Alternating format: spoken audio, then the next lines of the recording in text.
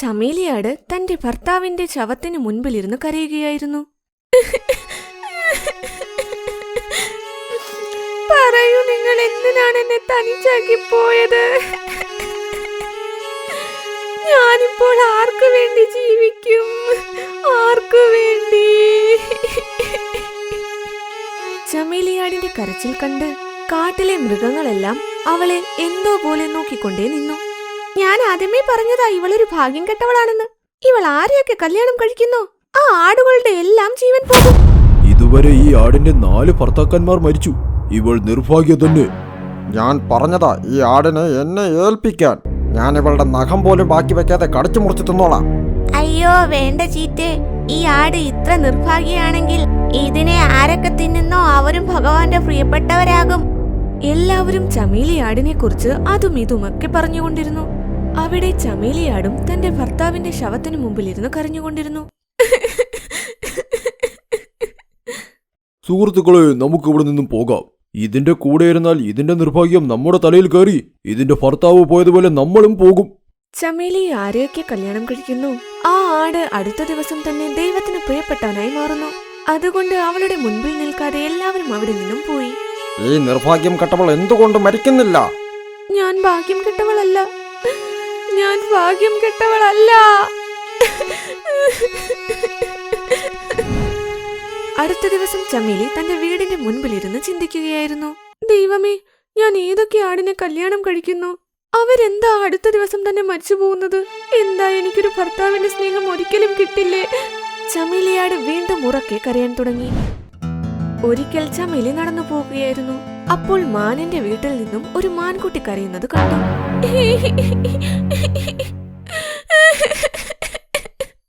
ഈ കുഞ്ഞെന്തിനാണ് കരയുന്നത്? കുട്ടി കരയുന്നത് കണ്ട് ചമേലി കുട്ടിയുടെ അടുത്തേക്ക് പോയി. എന്തുപറ്റി കുഞ്ഞെ, നീ എന്തിനാണ് കരയുന്നത്? എനിക്ക് വിശക്കുന്നുണ്ട്. അപ്പോൾ നിന്റെ അമ്മ എവിടെ കുഞ്ഞെ? എന്റെ അമ്മ എവിടേക്കോ പോയി. കരയണ്ട മോനെ, ഞാൻ നിനക്ക് വേണ്ടി ഭക്ഷണം കൊണ്ടുവരാം. കരഞ്ഞുകൊണ്ടിരുന്ന കുഞ്ഞിന് കഴിക്കാൻ വേണ്ടി ചമേലി അവന് കുറച്ച് പഴങ്ങൾ കൊണ്ടു കൊടുത്തു. എന്നാൽ ആ പഴങ്ങളിൽ മുഴുവൻ പുഴുക്കളായിരുന്നു. അത് കഴിച്ചു കഴിഞ്ഞ ഉടനെ മാനിന്റെ കുഞ്ഞും മരണപ്പെട്ടു. ദൈവമേ, ഈ കുട്ടി മരിച്ചുപോയല്ലോ. മോനെ, കണ്ണു തുറക്ക്, കണ്ണു തുറക്കു കുഞ്ഞേ, അല്ലെങ്കിൽ വീണ്ടും ഈ കാട്ടിലുള്ളവർ എന്നെ നിർഭാഗ്യെന്ന് പറയും. അയ്യോ! അപ്പോൾ അവിടെ മാനും വന്നു. ഏയ് നിർഭാഗ്യ ആടേ, നീ ഇവിടെ എന്താ ചെയ്യുന്നത്? എന്റെ കുഞ്ഞിനെന്താ പറ്റിയത്? നിന്റെ മകൻ മരിച്ചു പോയിരിക്കുന്നു. എന്താ? നീ എന്റെ മകനെയും കൊന്നുകളഞ്ഞോ? ഭാഗ്യം കെട്ടവളെ! ഞാൻ നിന്റെ മകനെ കൊന്നിട്ടില്ല സഹോദരി. ഞാൻ അവന് കഴിക്കാൻ ഭക്ഷണം കൊടുത്തതാണ്. നിന്റെ നിർഭാഗ്യമായ കൈകൾ കൊണ്ട് അവൻ ആഹാരം കൊടുത്ത് എന്റെ കുഞ്ഞിനെയും നീ കൊന്നുകളഞ്ഞു നിർഭാഗ്യേ. മരിച്ചു കിടക്കുന്ന കുഞ്ഞിനെ നോക്കി മാൻ ഉറക്കെ കരഞ്ഞു. അവളുടെ കരച്ചിൽ കണ്ട് എല്ലാ മൃഗങ്ങളും അവിടെ ഒത്തുകൂടി. എന്ത് പറ്റി മാനെ? നീ എന്തിനാണ് കരയുന്നത്? ഈ ഭാഗ്യം കെട്ടവൾ നിന്നെയും എന്തെങ്കിലും ചെയ്തോ? ഈ ഭാഗ്യം കെട്ടവൾ എന്റെ മകനെയും കൊന്നുകളഞ്ഞു. എന്നെ വിശ്വസിക്കൂ, ഞാൻ ഇവനെ കൊന്നിട്ടില്ല സഹോദരി. ഈ ഭാഗ്യം കെട്ട ആടിനെ നമ്മുടെ കാട്ടിൽ നിന്നും പുറംതള്ളണം. ഇല്ലെങ്കിൽ ഒരു ദിവസം ഈ ആട് നമ്മളെ എല്ലാവരെയും കൊല്ലും. ബാലുബായി പറഞ്ഞത് ശരിയാ. ഈ ഭാഗ്യം കെട്ടവൾക്ക് നമ്മുടെ കാട്ടിൽ ജീവിക്കാൻ ഒരു അർഹതയുമില്ല. ഈ ഭാഗ്യം കെട്ടവളെ നമ്മുടെ കാട്ടിൽ നിന്ന് പുറത്താക്ക്. എല്ലാ മൃഗങ്ങളും ചേർന്ന് ചമേലിയെ കാട്ടിൽ നിന്നും പുറത്താക്കി. കാട്ടിലൂടെ പുറത്തു പോകുമ്പോൾ ചമേലി കരഞ്ഞുകൊണ്ട് നദിയുടെ കരയിലേക്ക് വന്നു. ചിലപ്പോൾ ഇവർ പറയുന്നത് ശരിയായിരിക്കും. ഞാൻ ഭാഗ്യം കെട്ടവളാണ്. ഞാൻ എവിടെ പോകുന്നു അവിടെയെല്ലാം എന്റെ ഭാഗ്യക്കേട് പിന്തുടരുന്നു. ഇങ്ങനെ ആലോചിച്ച് ചമേലി കരഞ്ഞുകൊണ്ടേയിരുന്നു. ഇനി സത്യത്തിൽ ഞാൻ നിർഭാഗ്യയാണെങ്കിൽ എനിക്കിനി ജീവിച്ചിരിക്കാനുള്ള ഒരു അർഹതയുമില്ല. ഇങ്ങനെ നിർഭാഗ്യയായി ജീവിക്കുന്നതിലും നല്ലത് മരിക്കുന്നത് തന്നെയാണ്. തന്റെ ജീവിതം അവസാനിപ്പിക്കാനായി ചിന്തിച്ച് ചമേലിയാട് ഒരു കുന്നിലേക്ക് നടന്നു. ഞാൻ മരിച്ചു കഴിഞ്ഞാൽ കാട്ടിലെ എല്ലാ പ്രശ്നങ്ങളും തീരും. അവരെങ്കിലും സുഖമായി ജീവിക്കട്ടെ. എപ്പോൾ ചമേലി അവിടെ നിന്നും ചാടാനായി ഒരുങ്ങിയോ അപ്പോൾ അവിടെ ഒരു വലിയ പരുന്ത് വന്നു. നിൽക്കൂ ആടേ, ഈ ചെറിയ പ്രായത്തിൽ നീ എന്തിനാ മരിക്കാൻ പോകുന്നത്? ഞാൻ മരിക്കുന്നത് തടയാൻ വരണ്ട പരുന്തേ. എന്നെ മരിക്കാൻ വിടൂ. അങ്ങനെ എന്ത് പ്രശ്നമാ നിനക്ക്? നിന്റെ ജീവൻ വിടാൻ മാത്രം? എല്ലാവരും ഞാൻ നിർഭാഗ്യെന്ന് കരുതുന്നു. അതുകൊണ്ട് എനിക്ക് ജീവിക്കാനായി ആഗ്രഹമില്ല. നിന്റെ മരണം ഈ പ്രശ്നത്തിനൊരു പരിഹാരമാകില്ല. എന്നോടും ചിലവരൊക്കെ ഇങ്ങനെ പറയുമായിരുന്നു. എന്നാൽ ഞാൻ മരിച്ചില്ലല്ലോ. നിന്നെയും നിർഭാഗ്യനെന്ന് പറഞ്ഞു. അതെ, എന്നാൽ ഞാൻ അവരോടെല്ലാം യുദ്ധം ചെയ്തിട്ടുണ്ട്. നീയും എന്നെ പോലെ പോരാടാൻ പഠിക്ക്. എന്നിട്ട് നോക്ക്, ഒരു ദിവസം നിന്റെ ജീവിതത്തിലും സന്തോഷം വരും. പരുന്ത് പറയുന്നത് കേട്ട് ആടും തന്റെ തീരുമാനത്തിൽ നിന്നും പിന്തിരിയാൻ ഒരുങ്ങി. നീ പറഞ്ഞത് ശരിയാ പരുന്തേ, ഞാനിനി മരിക്കില്ല, പൊരുതും. അത്രേ ഉള്ളൂ കാര്യം. ഇന്നു മുതൽ നമുക്ക് സുഹൃത്തുക്കളായി ഒരുമിച്ച് ജീവിക്കാം. ആടും പരുന്തും അങ്ങനെ സുഹൃത്തുക്കളായി മാറി ഒരുമിച്ച് താമസിക്കാൻ തുടങ്ങി. അങ്ങനെ കുറച്ച് ദിവസങ്ങൾ കടന്നുപോയി. ഒരു വൈകുന്നേരം രണ്ടുപേരും വെളിയിലിരുന്ന് സംസാരിക്കുകയായിരുന്നു. പരുന്തി, നീ എനിക്ക് പുതിയൊരു ജീവിതം തിരിച്ചു തന്നു. അന്ന് നീ എന്റെ ജീവൻ രക്ഷിച്ചില്ലായിരുന്നെങ്കിൽ ഞാൻ അന്ന് തന്നെ മരിച്ചു പോയേനെ. അപ്പോൾ അവിടേക്കൊരു സിംഹം വന്നു. സിംഹത്തിനെ കണ്ടതും ആടും പേടിച്ചുപോയി. പരുന്തി, നോക്കൂ, സിംഹം വന്നിരിക്കുന്നു. ഇവൻ എന്നെ കൊന്നുകളയും, എന്നെ രക്ഷിക്കൂ. പേടിക്കേണ്ട ആടേ, ഈ സിംഹം എന്റെ സുഹൃത്താണ്. എന്താ, ഇവൻ സത്യത്തിൽ നിന്റെ സുഹൃത്താണോ? അതെ, ഇയാളും നമ്മളെപ്പോലെ ദുഃഖിതനായി നടക്കുന്നൊരു പാവമാണ്. അല്ല പരുന്തേ, ഈ ആടെന്തിനാ ഇവിടെ വന്നത്? ഷേർ സിംഗ്, ഈ പാവം ദുഃഖത്തിലാണ്. പിന്നെ പരുന്ത് സിംഹത്തിനോട് ആടിനെ കുറിച്ചെല്ലാം പറഞ്ഞു. ഓ, അപ്പോൾ ഇവളും നമ്മളെപ്പോലെ പ്രശ്നത്തിലാണല്ലേ? അതെ ഷേർ സിംഗ്. ഒരു കാര്യം ചോദിക്കട്ടെ സിംഹമേ? ആ, ചോദിക്കൂ. താങ്കളുടെ കഥ എന്താണ്? താങ്കളെയും എല്ലാവരും നിർഭാഗ്യനെന്ന് പറഞ്ഞു. ആ, എന്നെ കാട്ടിലുള്ളവർ കുറ്റം പറഞ്ഞ് അവിടെ നിന്നും പുറത്താക്കിയതാണ്. എന്നാൽ നിങ്ങൾ കാരണം എന്താണ് പറ്റിയത്? എല്ലാവരും താങ്കളെ ബഹുമാനിക്കുന്നതല്ലേ? എന്റെ ഭാര്യയുടെ പിറന്നാൾ ദിവസം ഞാനൊരു കേക്ക് കൊണ്ടുവന്നു. അവൾ ആ കേക്ക് കഴിച്ചപ്പോൾ എന്റെ ഭാര്യ മരിക്കുകയും ചെയ്തു. എന്താ, ഇതുകൊണ്ടാണോ താങ്കളെ എല്ലാവരും കുറ്റം പറഞ്ഞ് വെളിയിലാക്കിയത്? അല്ല, കുറച്ചു ദിവസം കാട്ടിൽ കുഴപ്പമൊന്നുമില്ലായിരുന്നു. എന്നാൽ ദിവസങ്ങൾ കഴിഞ്ഞ് എനിക്ക് ഒരു വലിയ അസുഖം പിടിപെട്ടു. ആ കാരണം കൊണ്ട് അവരെന്നെ കുറ്റം പറഞ്ഞ് എന്റെ 2 മക്കളോടൊപ്പം എന്നെ കാട്ടിൽ നിന്നും പറഞ്ഞു വെച്ചു. എന്താ, അസുഖത്തിന് ചികിത്സയൊന്നുമില്ലേ? ഇല്ല, അതുകൊണ്ടാണ് എന്റെ മരണത്തിന് ശേഷം എന്റെ മക്കൾക്ക് എന്തു പറ്റുമെന്ന് എനിക്ക് ആവലാതിയാകുന്നു. സിംഹം കരയുന്നത് കണ്ട് ആടും പരുന്തും വീണ്ടും ദുഃഖിതരായി. ഷേർസിംഗ്, താങ്കൾ ദുഃഖിക്കണ്ട. ഇന്നു മുതൽ ഞാൻ താങ്കളുടെ മക്കളുടെ അമ്മയാകാം. ഇത് കേട്ടപ്പോൾ സിംഹവും സന്തോഷിച്ചു. നീ പറയുന്നത് ശരിയാണോ?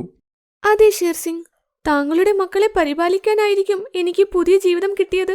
എന്നെ എന്റെ കുട്ടികളുടെ അടുത്തേക്ക് കൊണ്ടുപോകൂ. ഷേർസിംഗ് ചമേലി ആടിനെയും കൊണ്ട് ഗുഹയിലേക്ക് പോയി. നോക്കൂ മക്കളെ, നിങ്ങളെ കാണാൻ ആരാ വന്നിരിക്കുന്നതെന്ന്. അച്ഛാ, ഇത് ആരാ? ഇതെന്റെ സുഹൃത്താ. സുഹൃത്തോ അതോ വേറെ എന്തെങ്കിലും ആണോ അച്ഛാ? മന്നു ഇങ്ങനെ പറയുന്നത് കേട്ട് ആടിന് അപ്പോൾ നാണം വന്നു. അപ്പോൾ ഷേർസിംഗ് ആടിനോട് പറഞ്ഞു, ഇവർ പറയുന്നതൊന്നും കാര്യമാക്കല്ലേ. ഇവർ ഇപ്പോഴും കുട്ടികളാ. ഇവർ കുട്ടികളാണ്, താങ്കൾ കുട്ടിയല്ലല്ലോ. എന്നുവെച്ചാൽ? ഞാനിവിടെ സുഹൃത്തിനേക്കാൾ ഉപരി മറ്റെന്തോ ആയി മാറുന്നു. ഇത് കേട്ടപ്പോൾ ഷേർസിംഗിനും സന്തോഷമായി. എന്താ നിനക്ക് എന്റെ മക്കളുടെ അമ്മയാകാമോ? അതെ, ഇന്നു മുതൽ ഞാൻ ഇവരുടെ അമ്മയാ. കേട്ടില്ലേ മക്കളെ, ഇന്നു മുതൽ ഇവൾ നിങ്ങളുടെ അമ്മയാണ്. അതുകൊണ്ട് ഇന്നു മുതൽ നമ്മുടെ കൂടെ ആയിരിക്കും. അയ്യോ, അപ്പോൾ ഇന്നു മുതൽ നല്ല രസമായിരിക്കും അല്ലേ ഷേരു? അതെ മുന്നു. അന്നു മുതൽ ചമേലിയാട് ഷേർസിംഗിന്റെ മക്കളെ സ്വന്തം മക്കളെ പോലെ നോക്കിക്കൊണ്ടിരുന്നു. ഷേർസിംഗിന്റെ മക്കളും അത് തന്റെ രണ്ടാനമ്മയെന്ന് മനസ്സിലാക്കി അവളുടെ ഒപ്പം സന്തോഷമായി ജീവിച്ചു. അങ്ങനെ കുറച്ചു മാസങ്ങൾ കടന്നുപോയി. ഒരിക്കൽ ഷേറുവും മുന്നുവും ചമേലിയോട് ചോദിച്ചു, അമ്മേ വരൂ, ഞങ്ങളെ ആദ്യം നടക്കാൻ കൊണ്ടുപോ. അതെ അമ്മേ, എനിക്കും വെളിയിൽ നടക്കാൻ പോകണം. ശരി മക്കളെ, വാ, ഇന്ന് ഞാൻ നിങ്ങളെ നദിക്കരയിലേക്ക് കളിക്കാൻ കൊണ്ടുപോകാം. ചമേലിയാട് 2 മക്കളെയും കൊണ്ട് നദിയുടെ കരയിലേക്ക് പോയി.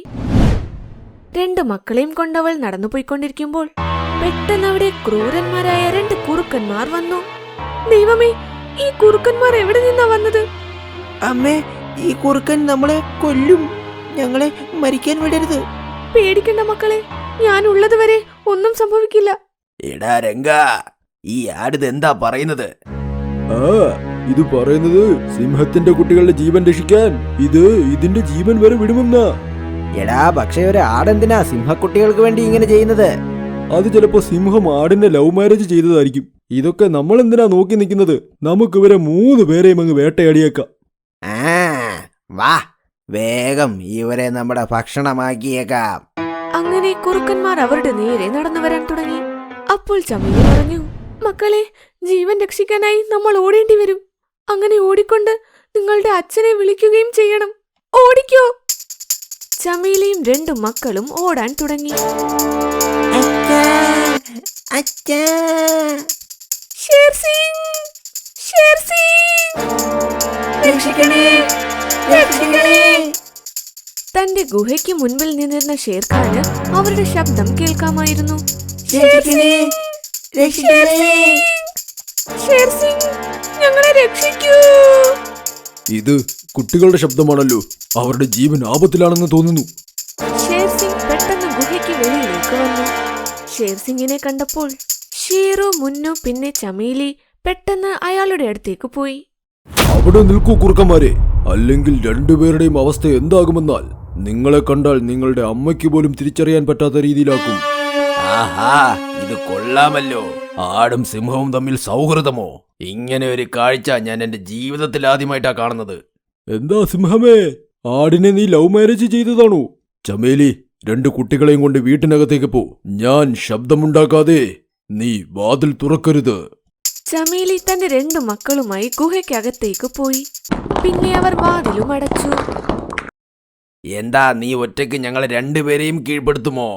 കീഴ്പ്പെടുത്തിയില്ലെങ്കിൽ ഇവനോടൊപ്പം ഇവന്റെ കുടുംബത്തെയും നമുക്ക് കഴിക്കാമല്ലോ. എന്റെ കുടുംബത്തിന്റെ അടുത്തേക്ക് പോകുന്നതിന് മുൻപ് നീ എന്റെ ജീവൻ എന്നിൽ നിന്നും രക്ഷിച്ചോ. വരൂ! ഷേർ സിംഗ് തനിയെ 2 കുറുക്കന്മാരെയും ഒറ്റയ്ക്കാക്കാൻ തുടങ്ങി. ഷേർ സിംഗ് ഒറ്റയ്ക്ക് അവരോട് പൊരുതിയെങ്കിലും ആ കുറുക്കന്മാർ ഷേർ സിംഗിന്റെ നെഞ്ചിൽ മുറിവേൽപ്പിച്ചിരുന്നു. ഷേർ സിംഗിന് വയ്യാതെയായി. നെഞ്ചിൽ പരിക്കേറ്റതുകൊണ്ട് ഷേർ സിംഗിന്റെ മരണവും അങ്ങനെ സംഭവിച്ചു.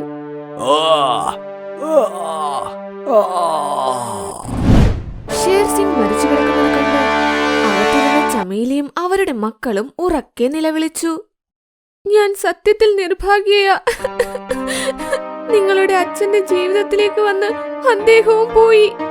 ഇല്ല അമ്മേ, അച്ഛൻ്റേത് ധീരമായ മരണമാ. നിങ്ങൾ വന്നത് കാരണം കൊണ്ടല്ല അച്ഛൻ മരിച്ചത്. ഒരു അസുഖം വന്നാലും നമ്മൾ എല്ലാവരും മരിച്ചു പോകില്ലേ? അതെ, അമ്മ നിർഭാഗ്യയല്ലെന്ന് അമ്മ ചിന്തിക്ക്. അമ്മ ലക്കിയ. അമ്മ വന്നതിന് ശേഷം അമ്മ കുറച്ചു ദിവസം കൊണ്ട് തന്നെ ഞങ്ങളുടെ ജീവിതം നല്ലതാക്കി മാറ്റി. അതെ അമ്മേ, ഇനി ഞങ്ങൾ മരിച്ചാലും ഞങ്ങൾക്കൊരു കുഴപ്പവുമില്ല. ദൈവമേ, ഞാൻ സത്യത്തിൽ നിർഭാഗ്യയല്ലെങ്കിൽ എന്തെങ്കിലും മായാജാലം ചെയ്യൂ. ഞങ്ങൾ ഇവിടെ നിന്നും ജീവനോട് വെളിയിൽ പോയാൽ ഞാൻ നിർഭാഗ്യയല്ലെന്ന് ഞാൻ വിശ്വസിക്കാം. നോക്കൂ അമ്മേ, നമ്മൾ ഉറപ്പായും ജീവിച്ചിരിക്കും. കാരണം അമ്മ നിർഭാഗ്യയല്ല, അമ്മ ലക്കിയ. വെളിയിൽ കുറുക്കന്മാർ അവരെ കൊല്ലാനായി കാത്തുനിന്നു. സിംഹത്തിന്റെ കഥ കഴിഞ്ഞു. ഇനി ബാക്കിയുള്ളത് ആടും സിംഹക്കുഞ്ഞുങ്ങളും മാത്രം.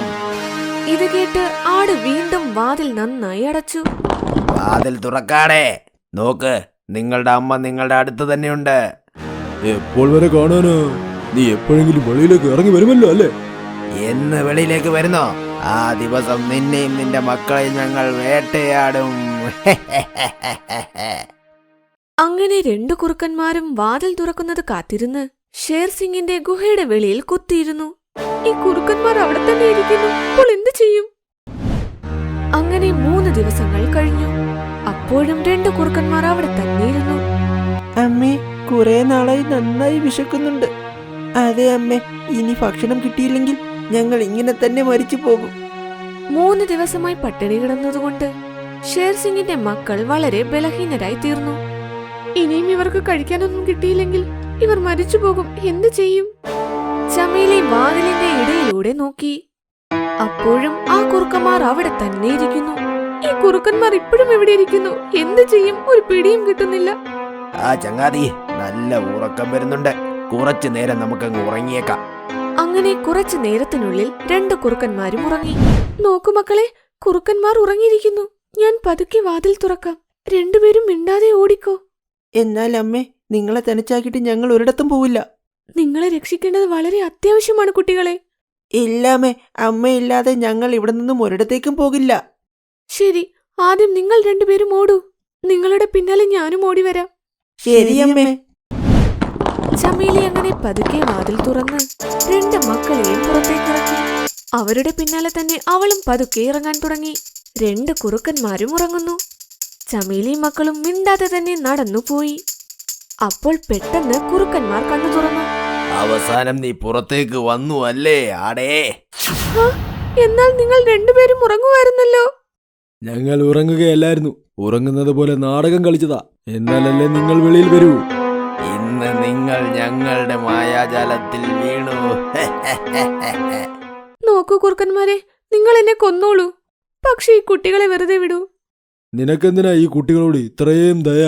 ഇത് നിന്റെ മക്കളല്ലല്ലോ. സത്യമാണ്, ഇവർ എന്റെ മക്കളല്ല. എന്നാൽ ഞാൻ ഇവരെ എന്റെ സ്വന്തം മക്കളെ പോലെ വളർത്തിയതാണ്. ഇവരെ വെറുതെ വിട്ടേക്കു ചേട്ടന്മാരെ, ഇവർ ചെറിയ കുട്ടികളാ. ശരി, എടോ കുട്ടികളെ, ഇവിടെ നിന്നും ഓടിപ്പോ. ഇല്ല അമ്മേ, അമ്മയെ തനിച്ചാക്കി ഞങ്ങൾ എവിടേക്കും പോകില്ല. അതെ അമ്മേ, ഒരുമിച്ച് നിൽക്കും, ഒരുമിച്ച് മരിക്കും. മക്കളെ, നിങ്ങൾ ഇതുവരെ ലോകം കണ്ടിട്ടേയില്ല. പോകൂ, ഇവിടെ നിന്നും പോകൂ. ഇല്ല അമ്മേ, ഞങ്ങൾ പോകില്ല. പോകൂ മക്കളെ, ഇതെന്റെ ആജ്ഞയാണ്, നിങ്ങളുടെ രണ്ടാനമ്മയുടെ ആജ്ഞ. അമ്മയുടെ ആജ്ഞയനുസരിച്ച് രണ്ട് മക്കളും അവിടെ നിന്നും പോകാൻ തുടങ്ങി. ചമേലിയാടും ആ കുറുക്കന്മാരുടെ മുൻപിൽ പോയി നിന്നു. എന്റെ മക്കളെ വെറുതെ വിട്ടതിൽ നിങ്ങൾക്ക് വളരെയധികം നന്ദി. ഇപ്പോൾ നിങ്ങൾക്ക് എന്നെ പൂർണ്ണമായും കഴിക്കാം. വരൂ, എന്നെ കഴിച്ചുകൊള്ളൂ. അപ്പുറത്ത് തന്റെ ജീവൻ രക്ഷിക്കാനായി ഓടുന്ന മക്കൾക്ക് രണ്ടാനമ്മയെ കുറിച്ച് പെട്ടെന്ന് ഓർമ്മ വന്നു. മുന്നു, നമ്മൾ സിംഹങ്ങളാ. ഇങ്ങനെ ഭീരുക്കളെ പോലെ നമ്മുടെ അമ്മയെ വേട്ടയാടാൻ കൊടുത്തിട്ട് വരുന്നത് ശരിയല്ല. അതെ, നമുക്ക് അമ്മയെ രക്ഷിച്ചേ പറ്റൂ. അമ്മയെ രക്ഷിക്കാൻ വേണ്ടി നമ്മുടെ ജീവൻ വിട്ടാലും കുഴപ്പമില്ല. എന്നാൽ നമ്മൾ അമ്മയെ എങ്ങനെ രക്ഷിക്കും? ആ കുറുക്കന്മാർ വളരെ വലുതാ, നമ്മൾ എത്രത്തോളം ചെറുതാ. നമ്മൾ വരും കാലത്ത് കാടിന്റെ രാജാവാകേണ്ടവരാണ്. നമ്മൾ വെറുതെ കാട് ചുറ്റി നടക്കേണ്ട സിംഹങ്ങളല്ല. ശരി, നമുക്കിപ്പോൾ യുദ്ധം ചെയ്യാം. അങ്ങനെ രണ്ട് സിംഹക്കുട്ടികളും അവിടെ വന്ന് കുറുക്കന് നേരെ നടന്നുപോയി. അതുകണ്ട് കുറുക്കന്മാർ പറഞ്ഞു, നിങ്ങൾ രണ്ടുപേരും എന്തിനു തിരിച്ചു വന്നു? എന്താ നിങ്ങൾക്ക് നിങ്ങളുടെ ജീവൻ വേണ്ടേ? ജീവനേക്കാൾ ഞങ്ങൾ അമ്മയെ സ്നേഹിക്കുന്നു. അമ്മയെ രക്ഷിക്കാൻ ഞങ്ങൾ തിരികെ വന്നതാ. എന്നാൽ നിങ്ങൾ രണ്ടുപേരും നിങ്ങളുടെ അമ്മയെ എങ്ങനെ രക്ഷിക്കും? നിങ്ങൾ വെറും കുട്ടികളല്ലേ. അതെ, കുട്ടികളാ. എന്നാൽ സിംഹത്തിന്റെ ഞങ്ങളുടെ അമ്മയെ കൊല്ലുന്നതിന് മുൻപ് ഞങ്ങളെ ആക്രമിച്ച് കീഴ്പ്പെടുത്തി കുറുക്കന്മാരെ. അങ്ങനെ കുറച്ചു നേരത്തിനുള്ളിൽ യുദ്ധം തുടങ്ങി. കുറുക്കന്മാർ രണ്ട് കുട്ടികൾക്കും നേരെ ചാടി വീണു. യുദ്ധത്തിൽ രണ്ടു പേർക്കും മുറിവേറ്റിരുന്നു.